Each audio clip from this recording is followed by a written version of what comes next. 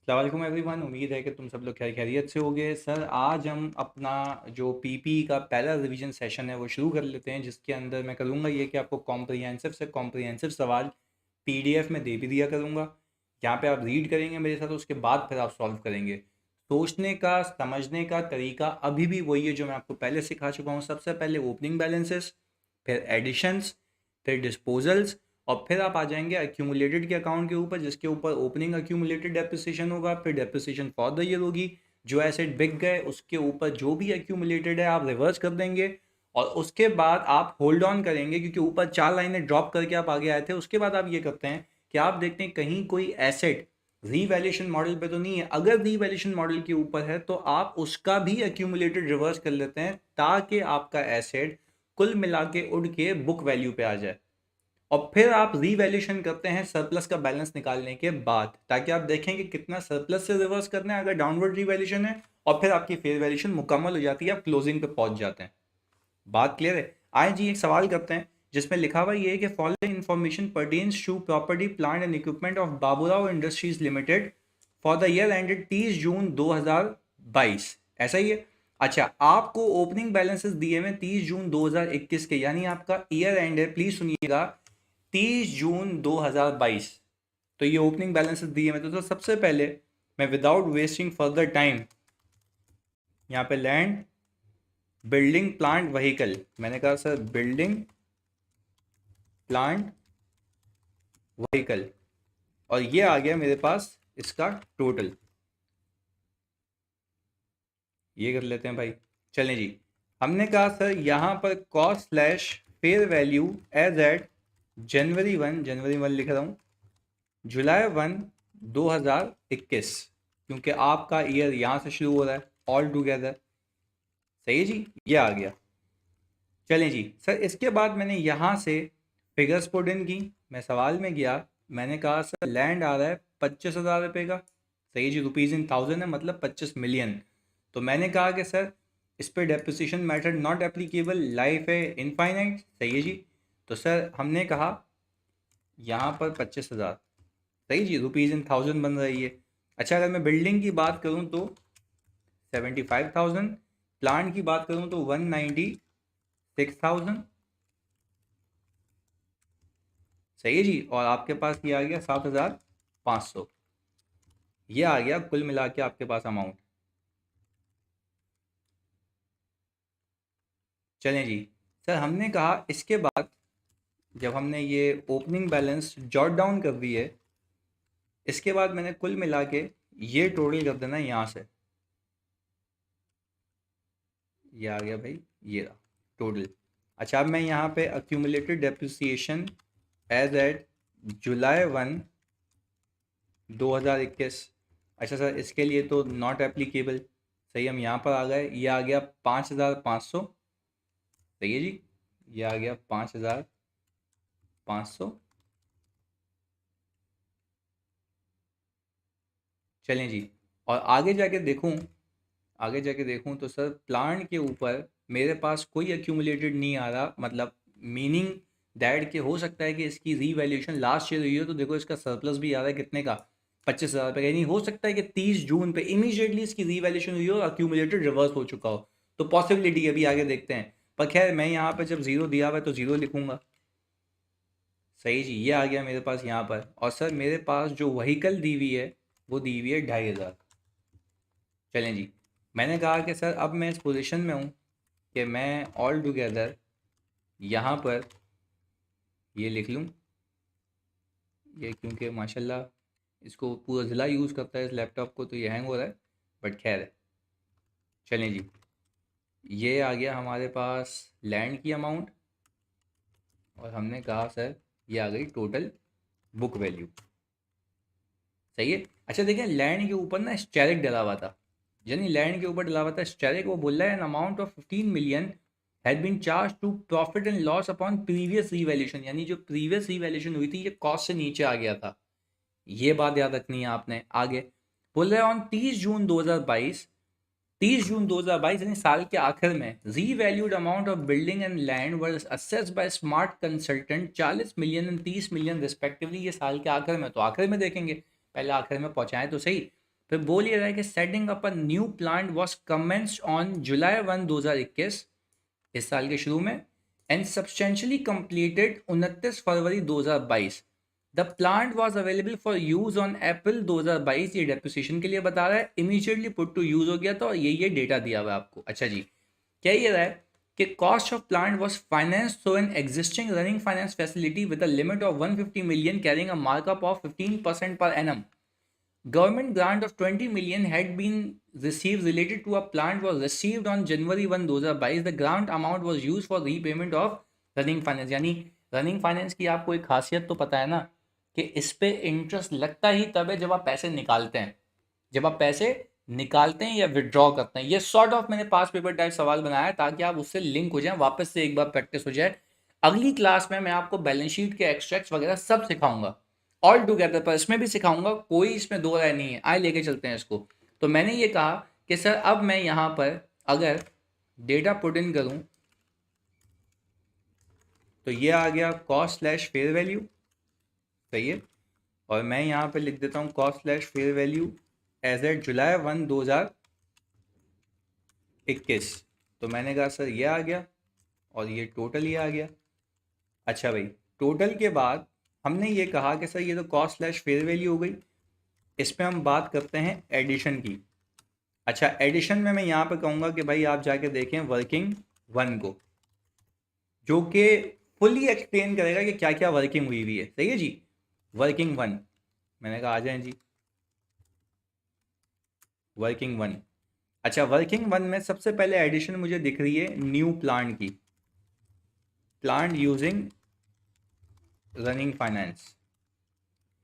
अच्छा खैर specific boring तो है ही नहीं, तो मैं यहाँ पर कहूँगा मैंने पहली पेमेंट, ऐसे देखें जो सेटिंग अपन न्यू प्लांट है वो कमेंस कब से हुआ है, जुलाई से, और पहली पेमेंट हो रही है अगस्त से। तो मुझे एक बात बताओ, टेक्निकली उसने काम तो शुरू कर दिया था, मुझसे पैसे कब मांगे, 15,000 पहली अगस्त से मांगे, तो मेरा इंटरेस्ट भी पहली अगस्त से लगेगा क्योंकि मैंने पहले से लोन नहीं लिया हुआ था, पहले से लोन नहीं लिया हुआ था, काम शुरू हो चुका है, मतलब काम शुरू हो चुका है, एक्सपेंडिचर आपकी जेब से पैसा कब गया है, पहली अगस्त को, तो आपका इंटरेस्ट चार्ज कब से होगा, पहली अगस्त से। मैंने कहा सर यहाँ पर अगस्त 1 2021 मैंने लिखा, सही है जी, अगस्त 1 2021 मैंने लिखा, और मैंने यहाँ से पैसे निकाल लिए 15,000, मैंने पैसे निकाल लिए यानी यहाँ से 15,000, सही है जी। 15,000 जैसे ही मैंने यहाँ से निकाले तो मैंने कहा सर यहाँ पर ऑल टुगेदर मेरा इंटरेस्ट रेट कितना दिया हुआ है, 15%। मैंने कहा सही है सर, 15% आ गया। और 15% कब तक लगेगा, जब तक अगली पेमेंट नहीं होती है, तो मेरा बैलेंस बढ़ जाएगा ना, तो मुझे इंटरेस्ट ज़्यादा देना होगा। तो मैंने कहा सर अगस्त का पूरा महीना और सितंबर का पूरा महीना, सर कुल मिला के आप कहेंगे 2 महीने। तो मैंने कहा सर 15,000 इंटू 15% इंटू 2/12, सही है जी, ये आ गया मेरे पास 375 का इंटरेस्ट, ये रुपीज़ इन थाउजेंड है ऑब्वियसली। अच्छा भाई, तो मैंने क्या किया कि सर ये रुपीज़ इन थाउजेंड ये मिलियंस में चल रहा है तो कोई मसले वाली बात नहीं है सर। मैंने कहा अक्टूबर 1, सही जी, अक्टूबर 1 2021 को आपने फिर कितने पैसे निकाले, 50,000, 50,000 पैसे निकाले, ऐसा ही है। अच्छा, जैसे ही आपने 50,000 पैसे निकाले, आपने कहा कि भाई मेरे पास कुल मिला के जो बैलेंस हो गया अक्टूबर से, वो इन दोनों का सम हो गया। अब इंटरेस्ट इस पे लगेगा, अब सूद इस पे लगेगा। तो मैंने कहा कि सर अब जब सूद इस पे लगेगा तो इसके ऊपर 15%, देखते हैं कितने महीने के लिए। सर अगर मैं यहाँ पर देखूँ तो अब मैं गया हूँ फैब तक, यानी अगली पेमेंट मेरी फैब को हो रही है। बात समझिएगा, अगली पेमेंट कब हो रही है, फैब को हो रही है। पर अगर यहाँ पर मैं बात समझूँ कि जनवरी में मेरे पास यहाँ पर, जनवरी में जानी मेरे पास यहाँ पर ग्रांट आई है जनवरी 1 को, सही जी। तो वो ग्रांट कितने की आई है, 20 मिलियन की आई है, यानी 20 मिलियन मतलब आप ये कहें कि भाई 20 मिलियन है तो 20,000 की, क्योंकि रुपीज़ इन थाउजेंड है ना। तो मैं अगर आपसे ये बात कहूँ कि सर मुझे यहाँ पर पहले तो 1 जनवरी तक इंटरेस्ट लगाना है, क्यों, क्योंकि मैं कुछ पैसे वापस कर दूंगा, तो उससे मेरा जो लोन अमाउंट है वो क्या हो जाएगा, कम हो जाएगा। बात क्लियर है। तो मुझे आप एक बात बताएं सर, यहाँ पे अक्टूबर से लेके, अक्टूबर 1 से लेके दिसंबर तक कितने महीने होते हैं, अक्टूबर नवंबर दिसंबर, सर 3 महीने हो गए, 3 महीने हो गए सर। तो मैं यहाँ पे 3/12 किया तो सर यहाँ पर यह आ गया 3 और आई हैव टू यूज़ यहाँ पर 65,000। सही है जी, ये आ गया, ये अपनी अमाउंट है, ये अपनी अमाउंट है, ये अपनी अमाउंट है सर, ये आ गया मेरे पास 3 महीने का इंटरेस्ट। अच्छा जी, अब हुआ ये कि मैं एंट्री बना देता हूँ just for the sake of your understanding कि कैश हुआ होगा डेबिट कितने से, 20,000 से। We are talking about rupees in thousand, if we are talking about rupees in thousand तो 20,000 रुपये से कैश हुआ होगा डेबिट। सही जी, और आपने क्या किया होगा, डेफर्ड गवर्नमेंट ग्रांट क्रेडिट। अच्छा, अब आपने देखना ये होता है गवर्नमेंट ग्रांट के कॉन्सेप्ट के अंदर क्या ये गवर्नमेंट ग्रांट एसेट में नेट होती है। सुनिएगा फोकस के साथ। तो मैंने ये किया कि मैंने इस कैश को कर दिया क्रेडिट। सही है जी, कितने से, ये कैश की बात हुई है, कैश गया मेरी जेब से, और मैंने बैंक ओडी लोन को, बैंक लोन को जो रनिंग फाइनेंस है, bank running finance liability debit कर दी कितने से, 20 से। तो ये लायबिलिटी बता रहा हूं मैं कम हो रही है जनवरी 1 2022 पे, जनवरी 1 2022 पे 20,000 रुपए से ये कम हो गए तो ये बैलेंस रिड्यूस हो गया मेरा, ये रहा, ऐसा ही है, ये आ गया 45,000 रुपए, ये 20,000 की पेमेंट के बाद। पर let me confirm it from the question कि मैंने उसमें डाला क्या था कि इसकी पॉलिसी क्या है। BIL डिडक्ट कर लेता है government grant in arriving at the carrying amount, यानी वो एसेट में नेट कर देता है। ये बात याद रखिएगा, ये मैंने सिर्फ पेमेंट की है लोन की, ये कैश कैंसिल आउट हो गया है। इसको मैं हाईलाइट कर लेता हूँ बच्चों, ये याद रखिएगा, ये कैश कैंसिल आउट हो गया है। अभी डेफर्ड गवर्नमेंट ग्रांट अपनी जगह है लाइबिलिटी, आपने कैश यूज कर लिया तो इसको मैं एसेट में नेट करूंगा। अभी वो देखना, वो आगे सिखाता हूँ, वो आगे रिकॉल कराता हूँ। खैर, अब मुझे एक बात बताएं, क्या मैं कह सकता हूँ जनवरी से अगली पेमेंट कब है। सर जनवरी से जानी अगली पेमेंट हो रही है 29 फैब को, और ये एसेट कब कंप्लीट हुआ है, 29 फैब को सब्सटेंशियली। तो क्या मैं कह सकता हूं कि अब मैं प्लीज फोकस होकर सुनिएगा, अब मैं जो अगला इंटरेस्ट लगाऊंगा वो लगाऊंगा 29 फैब तक, यानी 2 महीने, जनवरी और फरवरी। तो मैंने कहा कि सर मैं यहां पर जनवरी से फैब तक 15% फॉर 2 मंथ्स लगाऊंगा। और सर यहां तक क्यों लगा रहे हैं, क्योंकि यहां पे बैलेंस हो जाएगा चेंज 15% इन टू 2/12। सही जी, ये आ गया आपके पास 2 महीने का। तो सर 2 महीने ये आ गए, 3 महीने ये आ गए, 5 महीने हो गए पिछले साल के, 2 महीने ये आ गए। अच्छा, अब आपने फेब को 2022 में, यानी फेब को हटा के अगर मैं कहूँ 28 फेब 2022 में आपने पैसे निकाले, और कितने पैसे दे दिए आपने, सर 65,000 रुपये। अच्छा भाई, इसने 29 फेब लिया हुआ है, ऐसा ही है, 29 फेब लिया हुआ है, ओके जी। अच्छा भाई, 29 फेब आ गया ये हमारे पास। सही है जी, इसको यूं सीख सही कर लेते हैं,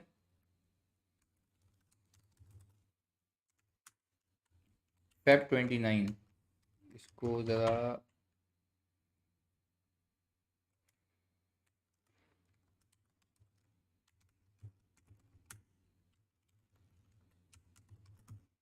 सही है, ये अब सही रहेगा, ये फॉर्मेट नहीं लेगा। अच्छा भाई, 65,000 रुपये और निकाल लिए। पर समझने की बात ये है कि यहाँ पे आपका एसेट कंप्लीट हो चुका है, इसके आगे जानी बोरिंग कॉस्ट लगेगी तो सही, बट वो कैपिटलाइज नहीं होगी, क्योंकि आपने कॉन्ट्रैक्टर को पेमेंट तो करनी है ना। तो मैं कह रहा हूँ कि भाई ये जो बोरिंग कॉस्ट है अभी कब तक लगेगी, अगली पेमेंट कब हो रही है, 31 जुलाई को, यानी 30 जून के बाद। तो क्या मैं कह सकता हूँ ये सलंग चला जाएगा, मार्च अप्रैल मई जून, 4 महीने, 4 महीने। तो मैंने कहा कि सर यहाँ पर, अच्छा ये 45 ही है, ओके गुड। तो मैंने कहा कि सर ये 4 महीने चला जाएगा, और अगली पेमेंट कब होगी, 31 जुलाई को, इस ईयर एंड के भी 1 महीने बाद। पर मैंने एसेट जब कंप्लीट किया तो मैंने लाइबिलिटी पूरी बुक कर ली होगी, क्योंकि मुझे तो कैपिटलाइज करना है ना, उसको तो पैसे देने हैं। तो उसने मुझे पूरी चीज़ कंप्लीट करके दे दी है, मेरी बोरिंग कॉस्ट भी लगती जाएगी। बट हाँ, मैं यहाँ पे एंट्री बना देता हूँ आप लोगों के लिए, और यहाँ पे लिख भी देता हूँ, ये P&L में जाएगा, ये कैपिटलाइज होगा, ये कैपिटलाइज होगा ये। और सर अल्लाह की कसम, यहाँ पर सरप्लस फंड्स इसलिए नहीं होगा क्योंकि ये रनिंग फाइनेंस है, रनिंग फाइनेंस में निकालते ही उतने पैसे हो जितने चाहिए होते हैं। तो सर टेक्निकली अगर मैं आपसे ये बात कहूँ कि आपने टिल 29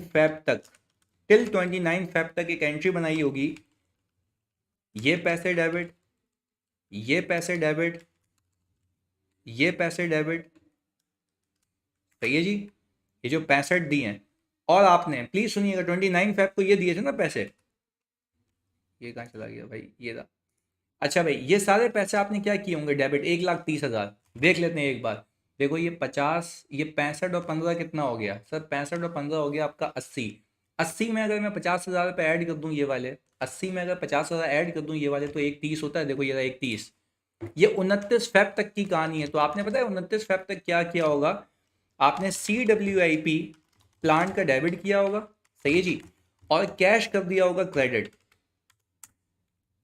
बात समझ आ रही है, कैश कर दिया होगा क्रेडिट। क्यों, अच्छा ये कैश भी कैसे किया होगा, लोन लेकर।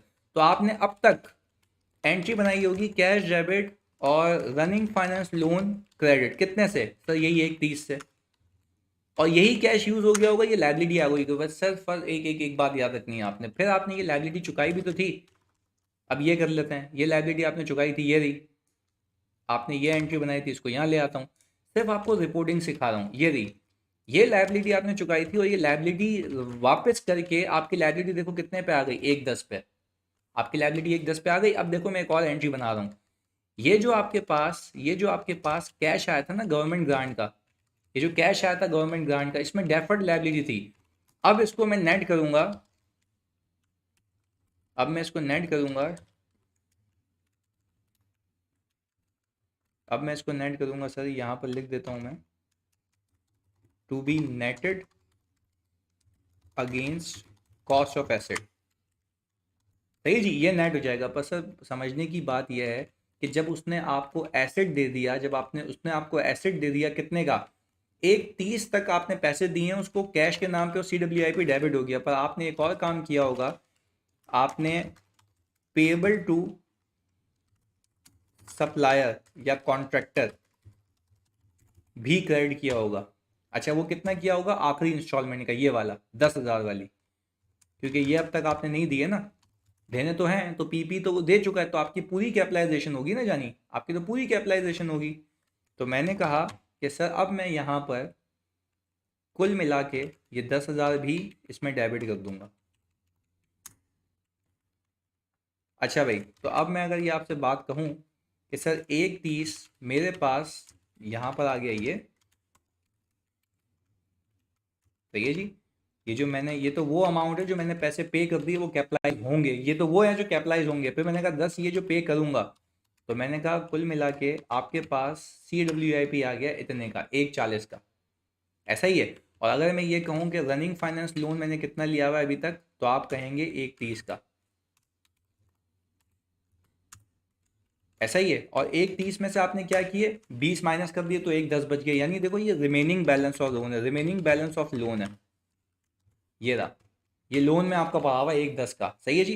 फिर से रिपीट कर रहा हूँ, आपने कुल मिला के यहाँ तक अगर मैं सम करूँ, 1,30,000 रुपये बैंक से लोन ले लिए, लाइबिलिटी पड़ी हुई है, पैसा आ गया, इसी 1,30 को यूज करके सप्लायर को दे दिए, 1,30 से आपका CWIP डेबिट हो गया।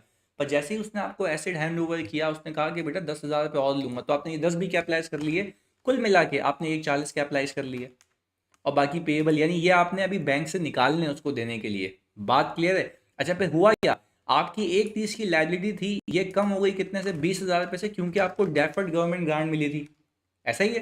डेफर्ड गवर्नमेंट ग्रांट मिली थी ना आपको, तो आपने, आपकी पॉलिसी क्या, आप उसको एसेट में नेट कर देंगे। तो अब मैं क्या करूंगा, अब मैं ये करूंगा कि मैं इसको नेट कर दूंगा डेफर्ड गवर्नमेंट ग्रांट डेबिट और CWIP क्रेडिट, कितने से, 20,000 रुपये से। तो मेरा एसेट जो है 1,30 से उड़ के किस पे आ जाएगा सर, मेरे पास 1,10 पे आ जाएगा, जितने मेरी जेब से लगे हैं टेक्निकली। बात क्लियर है। अच्छा भाई आगे, फिर हमने ये कहा कि सर अब यहाँ पर हम वर्किंग कर सकते हैं आराम से, कैपिटलाइजेशन कॉस्ट, ये एंट्री बना दी मैंने, कैपिटलाइजेशन कॉस्ट।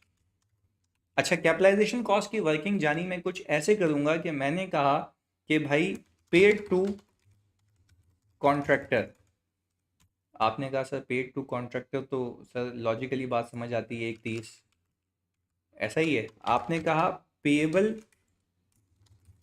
टू कॉन्ट्रैक्टर, वो कितना है सर? आपने कहा पेएबल टू कॉन्ट्रैक्टर 10 है, ऐसा ही है। कुल मिला के आपको एसेट पड़ गया 140 का। कुल मिला के आपको एसेट पड़ गया कितने का जानी? 140 का, सही है जी, क्योंकि वो लाइबिलिटी भी है। अच्छा आगे, फिर आपने कहा इसमें से आपने डेफर्ड गवर्नमेंट ग्रांट को नेट कर दिया। डेफर्ड गवर्नमेंट ग्रांट को जानी क्या कर दिया? नेट कर दिया। कितने से? यानी आपने कहा 20,000 रुपये से। आपने जैसे ही इसको नेट किया, आपके पास नेट कॉस्ट आ गई कितने की? 120 की। 120 की। अच्छा भाई 120 की इसलिए आ रही है क्योंकि 10,000 आपने जो पेएबल है, जो पे करना है, वो भी तो कैपिटलाइज किया ना, वो भी तो देना है ना। अच्छा फिर इसके अंदर हमने ऐड कर दिया बोरिंग कॉस्ट। हाँ भाई, बोरिंग कॉस्ट हमारी आएगी एक ये वाली, सर एक ये वाली, और एक ये वाली। सर तीसरी क्यों नहीं आएगी? सर वो तीसरी इसलिए नहीं आएगी क्योंकि एसेट कंप्लीट हो चुका था, उसके बाद वाली जो भी बोरिंग कॉस्ट है वो नहीं आएगी। ऐसा ही है। तो सर हमने क्या किया, ये 1,20,000 में इसको ऐड कर दिया, तो ये आ गई टोटल कैपिटलाइज अमाउंट 123,938 की। 123,938 की, ऐसा ही है। चलें जी, हमने ये कहा कि सर ये आ गई हमारे पास प्लांट में एडिशन, जिसके लिए हमने पूरी वर्किंग की थी, वो ये रही। सही है जी, स्ट्रेट आ गई एडिशन।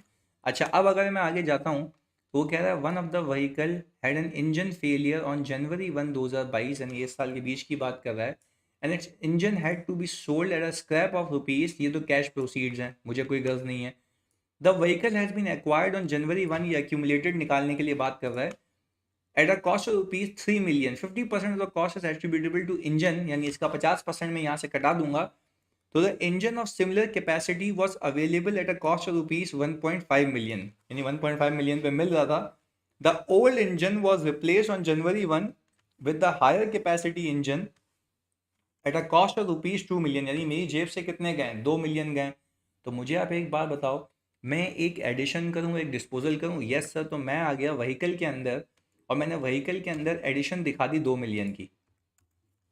2 million मतलब सर 2,000 रुपीज़ इन थाउजेंड है ना, तो ये आ गया 2,000। सही है। और सर मैं यहाँ पर डिस्पोजल दिखा दूँ, मैं यहाँ पर डिस्पोजल दिखा दूँ, और डिस्पोजल कितना है? हमने ये खरीदा कितने का था? 3 million का, नहीं 3,000 का। 3,000 का 50% कितना हो गया सर? 1,500।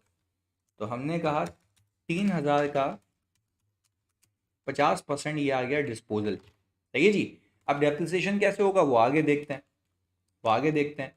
पर अभी हम पहले एडिशन डिस्पोजल जो हमारी सीक्वेंस है वो लेके चलते हैं। सही है भाई। तो हमने कहा सर इसको ज़रा हम इसके हिसाब से फॉर्मेट कर लें ताकि ये आ जाए। अच्छा भाई चलें जी सर आगे। हमने कहा on January 1 a new plant was acquired at a cost of rupees 90 million. On the same day a government grant of rupees 30 million was received with the condition that the asset shall be used for at least 5 years. It is the policy of the company to deduct the grant from the cost to arrive at the carrying amount of the asset। यानी बोल रहा है कि new plant acquire किया है 90 million की cost के ऊपर, ऐसा ही है। तो वो मुझे कह ही रहा है कि भाई 90 मिलियन की कॉस्ट के ऊपर, प्लीज सुनिएगा, 90 मिलियन की कॉस्ट के ऊपर आपका एक प्लांट आपको मिला है। सही है जी। आप उसके लिए आपको गवर्नमेंट ग्रांट मिली है 30 मिलियन की, तो आप ये नेट कर देंगे। तो क्या मैं कह सकता हूँ कि मैं इसके अंदर, इस प्लांट के अंदर एक और चीज़ ऐड कर दूंगा? आप लोगों ने फोकस होकर देखना है। मैंने यहाँ पर प्लांट को ऐड किया कितना भाई? 90 मिलियन। पर 90 में से मैं कटा दूंगा कितने? 30 मिलियन। और क्योंकि हमारी पॉलिसी की हम नेट कर देते हैं इसको, देख लो आपके सीधी से पॉलिसी, तो company deduct government grant to from the cost to arrive at the carrying amount of the asset. तो सर 90 मिलियन की चीज़ मिली, जिसमें 30 गवर्नमेंट ने दे दिए। मेरे पास क्या हुआ होगा? Cash debit DJI credit, deferred grant income credit. तो हमने डीजीआई को नेट कर दिया होगा पीपी की कॉस्ट के अंदर, कहानी खत्म। बात क्लियर है? तो सर ये एक आ गया। अच्छा रीवैल्यूएशन मॉडल है, ये भी इसने बता दिया। ओवरऑल फेयर वैल्यू साल के आखिर के लिए दी हुई है। I hope this is clear. आगे सुनिएगा। अब हमने ये कहा सर इन सारी चीज़ों के बाद आई बिलीव कि बिल्डिंग में कोई एडिशन नहीं है। हमने कहा ये टोटल आ गया ये, और ये टोटल आ गया ये। तो हमने कहा सर ये अब हम लोग यहाँ पे ऑल टुगेदर ऐसा दिखा देते हैं।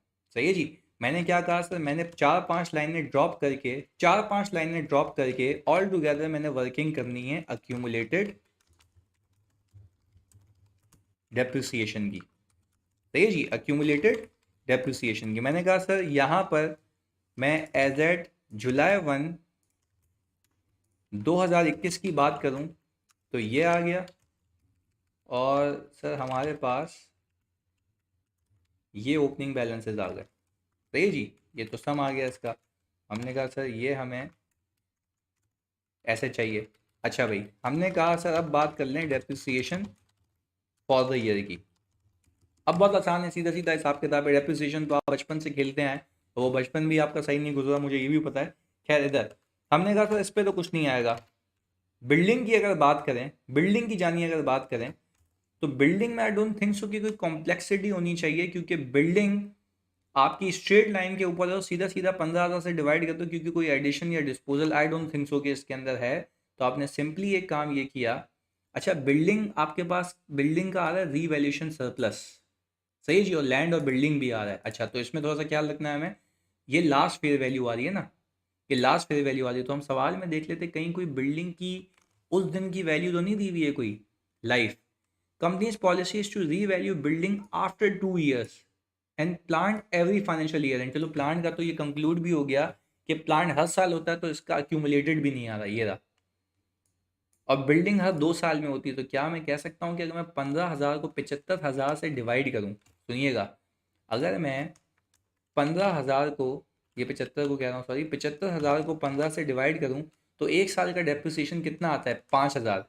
एक साल का डेप्रिसिएशन कितना आता है? 5,000। तो हमने यहाँ पे कितना लिखा हुआ है? 5,500। तो देखें ये पकड़ा गया ना, ये आ गया, ये 5,000 है। ये हमने बिल्कुल सही कर लिया। अभी ये 5,000 है, देखो एक साल का, ये तो एक साल हो चुका है ना इसको। तो क्या मैं कह सकता हूँ कि अब मैं सिंपली डेप्रिसिएशन बुक करने के लिए फॉर द ईयर में मुझे उस दिन की वैल्यू दी हुई है, ये आ गई 5,000। और अगर आप चाहते तो आप इस 70,000 को भी डेप्रिशिएट कर सकते हो, but you need to use 14 then, क्योंकि ये रिमेनिंग लाइफ होती है। खैर ये भी बात समझ आ गई। अब सर यहाँ पर हम डेप्रिसिएशन वर्किंग कर लेते हैं प्लांट की। बहुत फोकस होकर देखिएगा। स्ट्रेट लाइन तो ये हो गया, ये तो बात समझ आ गई, बिल्डिंग डन हो गया। रीवैल्यूएशन सबसे आखिर में देखेंगे। अच्छा खैर, मुझे आप एक बात बताएं, प्लांट के लिए वो रिड्यूसिंग बैलेंस कह रहा है, तो सर सबसे पहले मैं कह सकता हूँ कि मुझे चाहिए opening book value of plant. अच्छा sir, opening book value of plant I have got, ये रही। अल्लाह का शुक्र है इसके अंदर कोई डिस्पोजल नहीं है, कोई डिस्पोजल नहीं है। तो हमने पता है क्या किया, opening book value of plant पे रेट लगा दिया कितना? 15%, क्योंकि शुगर है, ये रिड्यूसिंग बैलेंस है और उसका सरप्लस है, तो वो भी हम अकॉर्डिंगली आगे लेकर आएंगे। ये तो आ गया 12/12, इसमें कोई डिस्पोजल नहीं है, तो 15% इंटू 12/12, ये आ गया जी यहाँ पे। अच्छा, इसमें हमने ऐड कर दिया डेप्रिसिएशन ऑन कंस्ट्रक्टेड प्लांट। याद है जो हमने कंस्ट्रक्ट किया था वो एडिशन में गया था ना, तो सर वो जो एडिशन में गया था वो ये गया था इंक्लूसिव ऑफ बोरिंग कॉस्ट, ये आ गया। अच्छा भाई, इसका रेट है ये, पर मुझे एक बात बताओ, ये अवेलेबल फॉर यूज़ कब से हुआ है? यानी डेट का बड़ा ख्याल रखना है। सब्सटेंशियली कंप्लीट हो गया था 29 पे, और अवेलेबल फॉर यूज़ हो गया था 1 अप्रैल को। सही है जी। और 1 अप्रैल से लेके अप्रैल में जून 3 महीने होते हैं, तो हमने यहाँ पर सिंपली जानी इसको कर लेना है 3 महीने। सही है, तो हमने कहा कि सर आप सीधा सीधा इसको 3 महीने कर लें, ये इस पर डेप्रिसिएशन आ गया, और add depreciation on separately acquired. ये तो आपको याद है ना, ये तो आपको याद है। अच्छा, ये 90 मिलियन था ना, इसकी अमाउंट सही करनी पड़ेगी मुझे। ये 90 मिलियन, अल्लाह भला करे, कहाँ गया आपका? ये रहा प्लांट 90 मिलियन का। उसी दिन पे आपको ग्रांट भी मिल गई, तो आपने ये टेक्निकली 90,000 रखना था। सही जी, मैंने यहाँ पे इसको 90,000 और ये 30,000, ये अमाउंट आ गई, अब सही है।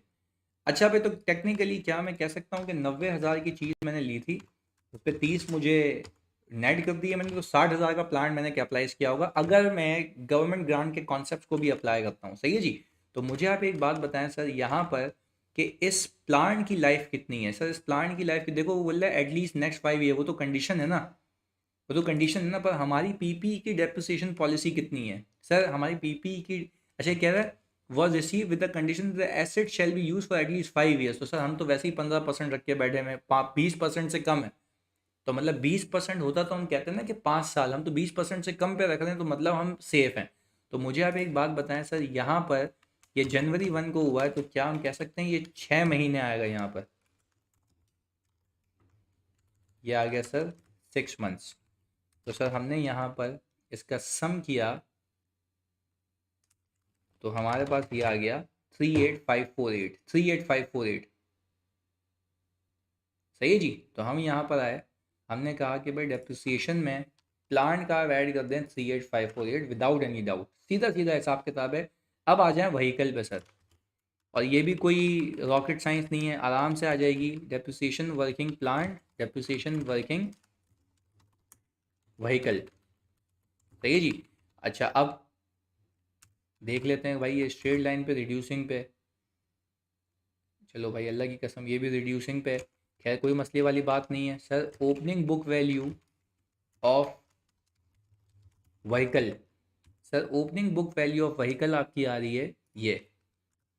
सही जी। इसका रेट देख लेते हैं, सही उठाया भाई, यस, और ये 20% है। अच्छा भाई इसमें से डिस्पोजल है, यस, तो सर लेस कर देंगे opening book value of disposal. अच्छा अब ओपनिंग बुक वैल्यू निकालनी है तो पहले ये देख लो कि मसला क्या था। भाई मसला ये था कि एक व्हीकल थी जिसका इंजन फेलियर हो गया था, इंजन तबाह बर्बाद हो गया था, ये कैश प्रोसीड्स थी। और 1500 का हमने टेक्निकली इंजन रिप्लेस किया, क्योंकि 3 मिलियन पूरी कॉस्ट थी उसके लिए, 3000, तो 1500 हमने कटा दिया। और वो एक्वायर किया गया था। The old engine was replace on January 1 with a higher capacity. अच्छा ये एक्वायर किया था जनवरी 1 2020 को। जनवरी 1 2020 का मतलब ये है कि अभी हमारा जो साल चल रहा है वो चल रहा है 2022। ये रहा 2022। तो क्या मैं कह सकता हूँ कि वो 6 महीने और 1 साल चला है, 1 साल 6 महीने चला है, क्योंकि वो 21 तक लाना पड़ेगा आपको। सही है जी। तो हम यहाँ पर कहते हैं, हम यहाँ पर कहते हैं भाई, यहाँ पे वर्किंग करते हैं अलग से। फिर मैं यहाँ पे एक फिगर ले आऊँगा कि सर 1500 का जो एसेट था, सही है जी, 1500 का जो एसेट था आपका, उसके ऊपर आपने 20% फॉर 6 मंथ्स बुक किया होगा पहले। सही है जी। 20% फॉर 6 मंथ्स बुक किया होगा, और ये जो भी आंसर आया होगा आपने इसकी कॉस्ट में से ये माइनस कर दिया होगा। ऐसा ही है, ये चीज़ हुई होगी। अच्छा भाई जैसे ही आपने कहा कि ये चीज़ हुई होगी, 1500 में से ये माइनस करा दिया, फिर मैं चाहूँ तो इस बुक वैल्यू का स्ट्रेट कितना परसेंट ले लूँ? 80%, यानी उसके 20% के डेप्रिसिएशन के बाद। ये वर्किंग आपके लिए मैंने यहाँ लगा दी है for the sake of your understanding. मैं यहाँ पे अलग से भी कर लेता हूँ। 1500 को अगर मैं 20% इंटू 6/12 करूँ, सही है, तो 6 महीने का डेप्रिसिएशन आ गया। तो मैंने कहा 1500 में से ये माइनस करूं तो मेरे पास जो बुक वैल्यू आती है वो आती है ये। पर ये कब आई है? 30 जून 2020 को। इसको आप एक और आगे लेकर आओ, इसको आप एक और आगे लेकर आओ। तो सर इसको मैं अगर 80% कर दूं, सही है जी। और हम अलग से भी देख लेते हैं कि अगर मैं इसको अलग से करता और इसका मैं ले लेता 20%, और इस 20% में से ये माइनस करता, तब भी 1080 आता है। सही है। तो सर हमने कहा 1080 यहाँ से माइनस हो गया बुक वैल्यू, और इसमें से हमारे पास ये आ गई वो बुक वैल्यू जो पूरे साल के लिए एलिजिबल है। चलें जी, इसके ऊपर हमने सर लगा लिया 20% इंटू 12/12। तो हमने कहा सर यहाँ से उठा लेते हैं फॉर्मूला। तो सर ये आ गया हमारे पास इसका 20% इंटू 12/12। सही है। इसमें हम ऐड कर देंगे व्हीकल डिस्पोजल डेप्रिसिएशन। अच्छा डिस्पोजल कब हुआ है भाई? वो कह रहा है कि जनवरी 1 2022 को, यानी 6 महीने बाद। तो सर आप सिंपल एक काम करें, इसके ऊपर जो है 6 महीने का बुक कर लें भाई। सही है। ये आ गया 6/12। मैंने कहा सर इसमें ऐड कर दें व्हीकल एडिशन। अच्छा भाई एडिशन कितना था? सर एडिशन देख लेते हैं। एडिशन आया था 2 मिलियन का, यानी 2000। ये ऊपर ऐड भी किया हुआ है, हमने ऊपर ऐड भी किया हुआ है, इसमें कोई दो राय नहीं है। और ये जब वो गया तब ये आया, तो सर ये भी कितना महीने, 6 महीने। सर हम क्या कह सकते हैं, हमारे पास डेप्रिसिएशन एक्सपेंस ऑन व्हीकल 1092 आ गया, 1092 आ गया। अच्छा भाई, तो सर अब मैं यहाँ पर कंक्लूड करने लगा हूँ depreciation expense for the year 1092, और मेरे पास ये आ गया टोटल। सही है, टोटल डेप्रिसिएशन आ गया। अच्छा, मैं कह रहा हूँ डिस्पोजल की वजह से हमारे पास कुछ रिवर्सल्स हैं। सर इसमें डिस्पोजल नहीं है, इसमें नहीं है, इसमें नहीं है, तो इसमें तो कोई रिवर्सल नहीं है। सही है जी, इसमें तो बच्चों कोई भी रिवर्सल नहीं है, इसमें तो कोई भी रिवर्सल नहीं है। हाँ, अलबत्ता इसमें रिवर्सल है। मैं सिर्फ यहाँ पे शॉर्टकट अप्लाई कर लेता हूँ। क्या ये बात मानते हो, क्या ये बात मानते हो कि ओपनिंग बुक वैल्यू और कॉस्ट का डिफरेंस आज तक का अक्यूमुलेटेड है? तो यानी मैं 1500 में से अगर 1080 माइनस कर लूँ, 1080 माइनस कर लूँ, क्योंकि ये आपको पता है कि ये कैसे निकलता है, तो ओपनिंग मतलब टोटल कॉस्ट में से ओपनिंग बुक वैल्यू माइनस करूँ तो ओपनिंग तक का अक्यूमुलेटेड आ गया, ऐसा ही है। पर इस ओपनिंग तक के अक्यूमुलेटेड के अंदर मैं फॉर द ईयर का डेप्रिसिएशन जो डिस्पोजल पे है वो ऐड कर दूं, तो क्या 528 हो जाता है? यानी आज तक का अक्यूमुलेटेड है, जो मैं क्या करूंगा सर, यहाँ से निकाल दूंगा, क्योंकि ये एसेट मेरा बिक चुका है। 528 सिंपल। अच्छा खैर सर, अब मैंने ये कहा कि ये 528 आ गया, ये डिस्पोजल का रिवर्सल हो गया। अब सर यहाँ पे मैं एडजस्टमेंट अगेंस्ट कॉस्ट, क्योंकि अब मुझे रीवैल्यूशन करना है, यहाँ पे तो नॉट एप्लीकेबल है, यहाँ पे तो नॉट एप्लीकेबल है। बट क्या मैं कह सकता हूँ 2 साल में रीवैल्यूशन होती है तो ये पूरा रिवर्स हो जाएगा। 2 साल में रीवैल्यूशन होती है तो बच्चों ये पूरा रिवर्स हो जाएगा। और अनफॉर्चुनेटली प्लांट तो हर साल रीवैल्यू होता है, तो ये जितना भी बुक हुआ है, ये जितना भी बुक हुआ है, ये सब रिवर्स हो जाएगा। ये आ गया जी, और वो तो है ही कॉस्ट मॉडल के ऊपर। अच्छा, मैंने यहाँ पर ऊपर लिख दिया एडजस्टमेंट अगेंस्ट अक्यूमुलेटेड डेप्रिसिएशन। सही है जी, तो मैंने कहा सर यहीं से उठा लो, ताकि आपका एसेट किस पे आ जाए, बुक वैल्यू पे। सही है जी। अच्छा सर, मेरे पास ऑल टुगेदर ये एडजस्टमेंट आके मेरे एसेट बुक वैल्यू पे आ गए। अब मैं करूंगा यहाँ पे रीवैल्यूएशन। सही है जी, अब बुक वैल्यू पे आ चुका। आ जाएं जी सर, वर्किंग करते हैं यहाँ पे रीवैल्यूएशन की अलग से। मैंने कहा भाई आ जाएं, रीवैल्यूएशन करते हैं। सबसे पहले लैंड, मुझे बताओ कैरिंग अमाउंट कितनी है? सर लैंड की कैरिंग अमाउंट आ रही है ये रही 25,000 ही आ रही है। सही है जी। मैं सवाल में जाता हूँ, मैं सवाल में देखता हूँ कि 30 जून पे लैंड की वैल्यू असेस की गई है 40 मिलियन। सही है जी। तो मैंने कहा भाई लैंड की वैल्यू जो असेस की गई है, फेयर वैल्यू 40,000, ऐसा ही है। अच्छा भाई, जब लैंड की वैल्यू 40,000 असेस की गई है, तो मुझे एक बात बताओ, मैं जब यहाँ से यहाँ जाता हूँ तो मेरे पास गेन आ रहा है 15,000 रुपये का। बट मुझे एक बात याद होनी चाहिए कि इस 15,000 में से मुझे जो रिवर्सल करना है, जो रिवर्सल करना है फ्रॉम पीएनएल, वो कितना करना है? सर फ्रॉम पीएनएल करना है, क्योंकि प्रीवियसली 15 मिलियन चार्ज हो चुका है। तो मैंने कहा सर ये पूरा का पूरा कहाँ से चार्ज होगा? पीएनएल से। खुद देखो वो कह रहा है कि पिछले सालों में पीएनएल में चार्ज हो चुका है, यानी ये कॉस्ट से नीचे आ चुका था। तो क्या मैं कह सकता हूँ कि अब जब मैं वापस ऊपर जा रहा हूँ तो मैं 25 से, अगर मैं देखो यहाँ पे लिख के दे रहा है कि 40 पे जा रहा हूँ, लैंड की अमाउंट है। अच्छा, बिल्डिंग एंड लैंड है, सॉरी ये तो मैंने गलत पिक कर लिया। Revalued amount of building and land है, तो भाई लैंड पहले 30 मिलियन की आ रही है। अच्छा जी, गुड। तो हमने कहा कि भाई बिल्डिंग एंड लैंड है, तो हमने यहाँ पे डॉज खाते खाते बचे, तो फेयर वैल्यू आ रही है 30,000 की। तो हम मैक्सिमम कितना रिवर्स कर रहे हैं? 5। तो पहले कितना चार्ज हो चुका है?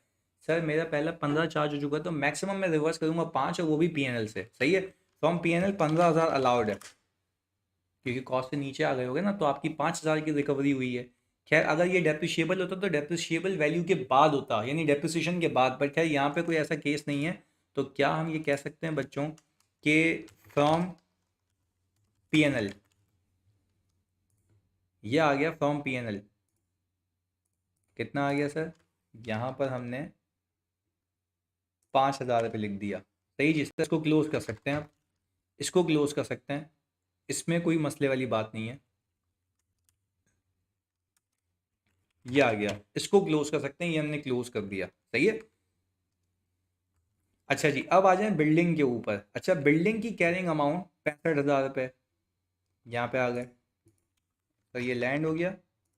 अब बात कर लेते हैं बिल्डिंग की। बिल्डिंग की कैरिंग अमाउंट 65,000 रुपये। कैसे पता सर आपको 65,000 रुपये? देख लो भाई, ये और ये दोनों नेट करके, ये मेरी कैरिंग अमाउंट आ गई है 65,000। सही है जी। अब मैं गया सवाल में और मैंने देखी फेयर वैल्यू। जब मैंने फेयर वैल्यू देखी सवाल के अंदर, तो अभी हमने देखा था बिल्डिंग और लैंड है, तो ये आ गया 40,000। सही है जी, ये आ गया 40,000। अच्छा, अब मैं ज़रा यहाँ पर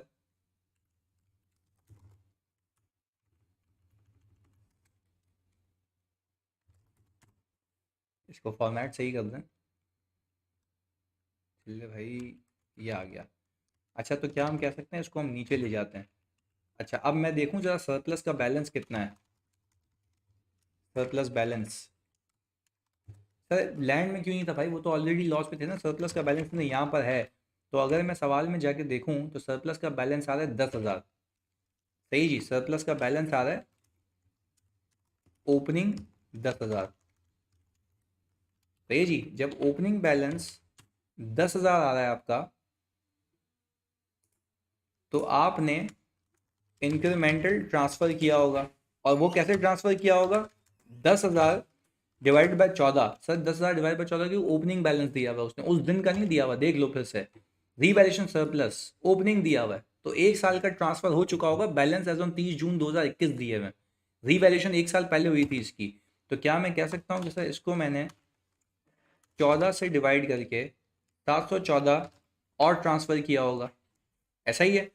जब 714 मैंने और ट्रांसफ़र किया होगा, तो 714 को ट्रांसफ़र करने के बाद 714 को ट्रांसफ़र करने के बाद ये बैलेंस बच गया होगा। अच्छा, अब जब मैं लॉस बुक कर रहा हूँ, कैरिंग अमाउंट से फेयर वैल्यू पे आ रहा हूँ, तो मेरा जो कुल मिला के लॉस आ रहा है, जो मेरा कुल मिला के लॉस आ रहा है या डिक्लाइन आ रहा है, वो डिक्लाइन यहाँ से यहाँ तक का है।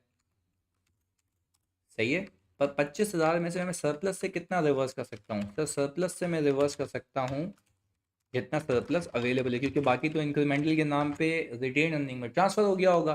तो मैंने ये कहा कि सर क्या हम ये कह सकते हैं कि डिक्लाइन तो 25 का ही है, पर यहाँ पर ऑल टुगेदर फ्रॉम सरप्लस भी आ जाएगा। अच्छा भाई, फ्रॉम सरप्लस कितना?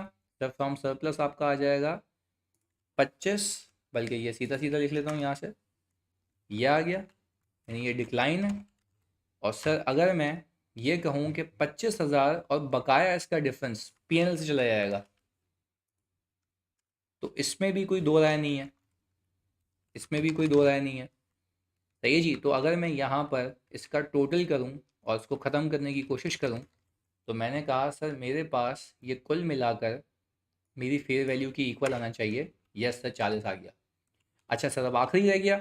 आखिरी के अंदर अगर मैं देखूँ मेरे प्लांट की कैरिंग अमाउंट कितनी है, प्लांट की कैरिंग अमाउंट कितनी है, तो मैं यहाँ पर आ गया और मेरा प्लांट जो है उसकी कैरिंग अमाउंट हम ऊपर से उठा लेते हैं।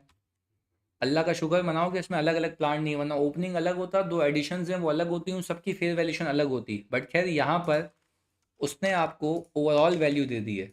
ये आ गया नेटिंग के बाद ओवरऑल कैरिंग अमाउंट, ऐसा ही है।